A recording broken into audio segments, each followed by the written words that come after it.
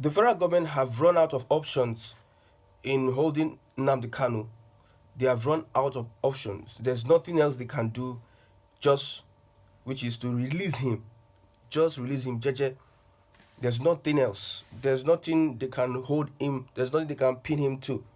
All the allegations, they could not prove it in the court. What is tenable is that this man was kidnapped from Kenya, and you cannot stand on in illegality to give somebody a judgment. You cannot kidnap somebody and want to try that person in the court of law. The last time Nnamdi Kanu said no court can try him. Any court that wants to try him is involved in the act of terrorism. So all the options, they have no other option than to release Nnamdi Kanu. They have no other option. They have no other option. It's very evident. If you look at it very well, the option that is being explored now, it is negotiation by the federal government, the prosecutor, and the defense counsel. Negotiation between the prosecutor and the defense counsel. All along, we have known that the judiciary would not be fair to Nnamdi Kanu.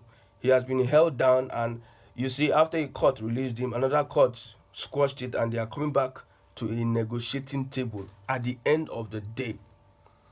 At the end of the day, they could not prove that Nnamdi Kanu is guilty of the charges that was charged against him. How do you expect Nnamdi Kanu to get justice in Nigeria? How do you expect Nnamdi Kanu? When a country is involved in criminality, and that system, that criminal system, you expect justice from a criminal system. We are just wasting our time. Nnamdi Kanu will not get justice at the court. So the options available, first, the lawyer says that the court does not have a jurisdiction. That means the court does not have a legal grant, a legal standing. An illegal court with illegal standing cannot try Nnamdi Kanu. So the court does not have that platform, that jurisdiction to try Nnamdi Kanu. And again, exploring section 17 of the Federal High Court, which is available to everybody, which is negotiating out of court. That is another option. I know people are very, very... many Biafrans don't like the option of negotiating with the federal government, trying to settle out of court. They want something that, like a victorious homecoming. Nnamdi Kanu wins them in the court, and now Biafra is declared. Let me repeat again. The courts will not give Nnamdi Kanu justice. Let's get that. I understand that this court, this particular court, would not give Nnamdi Kanu justice. You can see the different court injunctions, court judgments conflicting themselves, and giving you different interpretation of law. At the end of the day, this is where we are at. We are here where the court is saying that they should be open to negotiations. That means they tried and they tried and they tried and they tried. They could not pin anything to Nnamdi Kanu, even though some unforeseen forces or powers will try and create an activity in the southeast, try and instigate something, probably go to one ESM camp and destroy, and probably show one to a person that was arrested and pin it on Nnamdi Kanu. They are looking a way to make him look guilty and charge him with the crimes that has been committed in the southeast. At the end of the day, it wasn't possible. So negotiating, I think political solution is what is attainable. That's the option. There's no way you can come out of that place without a political solution and out of court settlement. There's no way. You understand? He cannot stay in that place and get judgment from the Nigerian court. It is not possible. It is an out of court settlement. So the hands of the Nigerian government are tied, and they are going to settle this out of court. But there's one thing I have come to understand, is that the president, Bola Ahmed Tinubu, is playing games with this Biafra agitation. They're trying to play chess.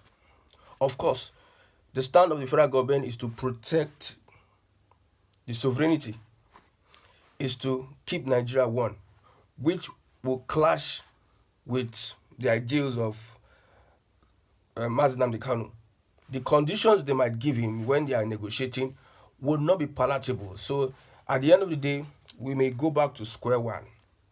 Like I said, Nnamdi Kanu is not going to get justice in the court, in the Nigerian court. If you are going to out of court settlement, Biafrans will never take anything compromising the Biafran agitation. Biafra will never send Nnamdi Kanu to accept any negotiation that has to do with him dropping Biafra agitation. Biafra is a must, and must is Biafra. So when they go for this negotiation, at the end of the day, you see that they will disagree and they will go back to square one. This is the game they are trying to play. Tinubu's regime, Tinubu's government, Tinubu does not believe in one Nigeria. Well, take it, or you try and understand that the administration of Bola Ahmed Tinubu is going to destroy the influence of the Fulani hegemony in Nigeria. It is going to clip the wings of the Fulani. You can see his appointments. You can see how he has aligned some fanatics like the likes of El Rufai and so many others. You can see he's bringing in regionalism, ban to open grazing. He's doing that tactically. He is going to complete his 8 years. At the end of his 8 years, it is likely that there may be a regional system of government. Tinubu is using Biafra agitation as a chess to checkmate the North. Sunday Igboho is on the loose. Is in Nigeria, or is free. Let's say it's free, it's on the loose. There are options to release Nnamdi Kanu. So the North is a threat to the North. A divided Nigeria is a threat to the North. So he is ruling, the North are fighting his government. He's trying to tell them, hey, if you push too hard, I'm going to split this country. I'm going to release Nnamdi Kanu. We have our Oduduwa. Biafra is already on standby to leave the country at any point in time. So he's trying to send signals to the North that you people cannot be sabotaging my government. At the end of the day, you think I'll just fold my hands, allow me finish my 8 years and achieve what I want to achieve. You can see there's food crisis in Nigeria, and you can attribute that food crisis to some things that are happening in the North.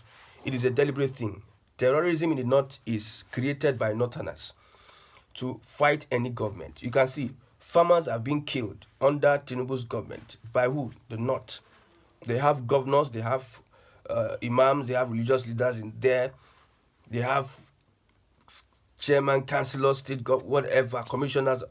They have it under their supervision over there. They allow farmers to be killed. There's a deliberate move to cause food crisis under Tinubu's regime. The other time we saw trucks of food leaving the shores of Nigeria, whereby we have shortage of that in Nigeria. A ram is sold for 80,000 in Sokoto, but when you come downtown, the southwest, the same ram is sold for 250,000. So there's a deliberate attack on Tinubu's government by the Fulani, by the establishment in the North, because they are unpopular in this government. So exploring options, Tinubu may want to use Nnamdi Kanu as a joker. If they want to go haywire, if they want to become mad in the North, he will release Nnamdi Kanu, because there's only one thing that will happen on the side of the government. They cannot supervise a court that will give Nnamdi Kanu judgment. So the options in their hand is to release Nnamdi Kanu. And they can do that by not giving him so much conditions. This is just politics that have been playing with the lives of Biafrans and lives of those that are fighting for freedom. That's just it. So the lawyer to Nnamdi Kanu, they are open to negotiations. It is something that we can consider. It is something that we can explore. Don't allow people who have no identity taunt you because Nnamdi Kanu, you go forward now. Maybe in the form big man. You say you no go negotiate. See, I'm now they beg for negotiation. Don't allow those online trolls change your focus. The focus is more than ever before, the consciousness of Biafra is in the minds of Biafrans. The consciousness. Nnamdi Kanu has been able to pass it from that generation to this generation and is moving to the next generation. The consciousness of that Biafra is our destiny and destination. That consciousness alone is achieving Biafra. You understand? There's nothing wrong looking for negotiations. Like I repeat again, you cannot get justice in Nigeria. Or do you want to break out of the court? Do you want to go and rescue him from GSS custody? The worst that can happen is that they can frame him up and kill him. And if that happens, there might be breakdown of law and order in the southeast, and there could be a confrontational war whereby forcefully there could be an exit, or the international powers that be pressure Nigeria to allow Biafra go. These are the options. These are the options. When you have noticed something, when you tell somebody that I'm Biafran in Nigeria, they find it offensive. They are not palatable with it. I've been in Lagos, on the streets of Lagos, when I tell somebody I support Biafra, I'm a Biafran, they feel so bad. As if being a Biafran is something that is so bad. Shore said that the hatred for Igbos is in the DNA of every Nigerian. It's natural for them to hate Igbo. So don't look at those that have that natural instinct, hatred on you. Focus where you are going. The option of negotiating with the federal government is on the table. Nnamdi Kanu will not get justice at the court of law. He will not get justice. So it is not a bad thing if the counsel to Nnamdi Kanu looks at, considers negotiation, which at the end of the day will not go through. I know that the federal government will not allow anything less than stop your agitation. Nnamdi Kanu is supposed not to agree, because if he agrees, I trust Igbos. One thing I like Igbos is that they don't take nonsense from anybody. If he says he's going to drop agitation, Igbos will sideline him and somebody else will spring up. So the federal government would not condescend at this point in time to saying that you can go and continue your agitation, because it's going to be a threat to the sovereignty. It's going to be a threat to the existence, continuous existence of Nigeria. Tinubu does not believe in one Nigeria. If you look at some of his actions, he wants to pounce on the Fulani, the grip they have on Nigeria. He wants to loosen it, free Nigeria from the grip of Fulani. He's playing the political part. And where it's moving towards, some people are, the speculation is that the regional system of government is where we are going, and it's going to be easier for a Biafra to leave the country through this regional system. Yes, it's going to be easy for Biafra to leave the country through this regional system. Let's wait and see what the federal government is proposing. Let's wait and see in the coming days where these negotiations is going, because that is the option. The federal government has nothing on Nnamdi Kanu. There's nothing they can say. The only thing here is that if you want to have a trial, a fair trial, if you want to have the jurisdiction, the legal standing to try Nnamdi Kanu, take him back to Kenya and go through the process of extraordinary rendition. Let there be agreement between you and the host country.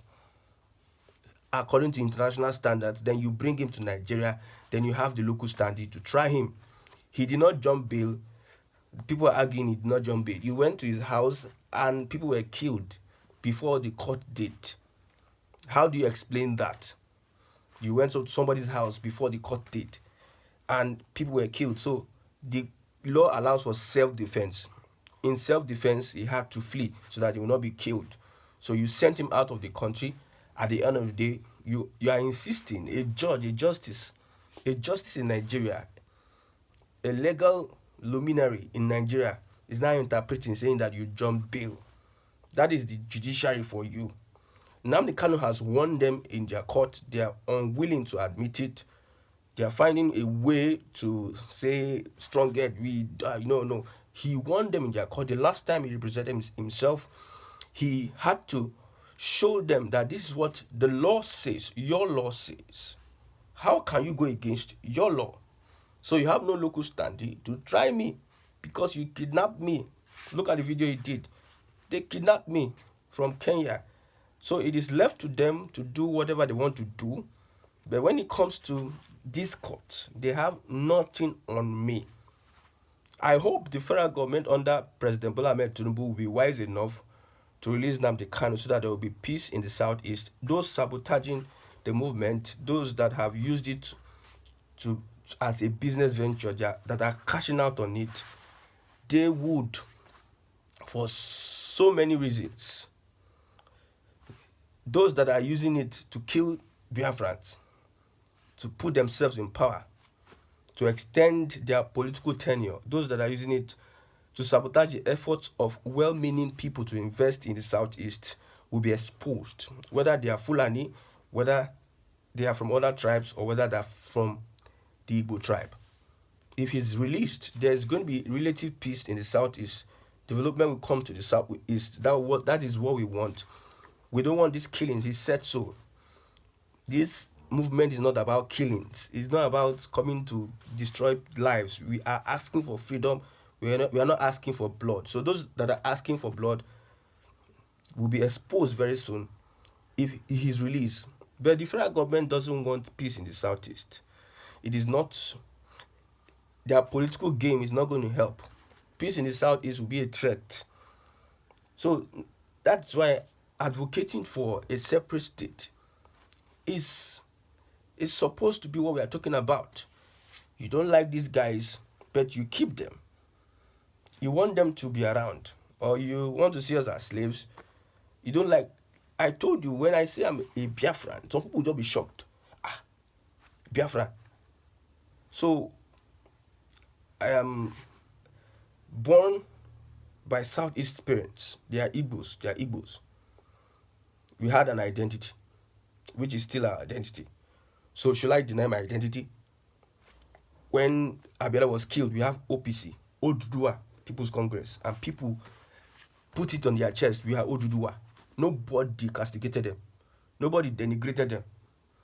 But because you say you're a Biafran, then you see that well, we don't care what is being said about us. It is the light that will shine in Africa is coming from the east. Arise from the east. The liberation Nigeria needs is from the east. So if they deliberately want to sabotage their own freedom and development by not giving the Igbo man what is due, by not having a free, fair society that will be fair to the Igbos, by not getting them involved in the development responsibilities of the country, it is their own business, because the sun is rising from the southeast, and it is from that southeast liberation will come to Africa. If Nigeria does not want liberation, they must have to let Biafra go. Let my people go. The more you hold on to Nnamdi Kanu, hold on to Biafrans, while you deprive them of what is their right, what is rightfully theirs. You are going to be like the children of Egypt, that the plagues God sent decimated them. There's going to be so much plague in Nigeria if you keep on holding the Southeasterners. If you want an egalitarian society, behave like one. Behave like one. Don't fret. Like somebody said that they refuse to give Igbo house in Lagos. Landlords and tenants, they have come out, they do a meeting. Please, Emma fun Igbo. To ba je Igbo. Tí orúkọ bá jẹ́ Chinedu Chukwudi, Emma fun le. So when you do all those things, you deprive yourself of progress. I don't understand. But it's good news for me that the options of negotiation is on the table. They have been asking for a dialogue a long time ago. And let's see where this will lead the Nigerian state and the Biafran state too.